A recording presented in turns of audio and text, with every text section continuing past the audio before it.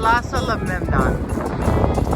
Unfortunately, these Colossus of Memnon were below the highest level of Nile flooding, so they experienced flooding on a fairly regular basis, plus various occupiers of Egypt also destroyed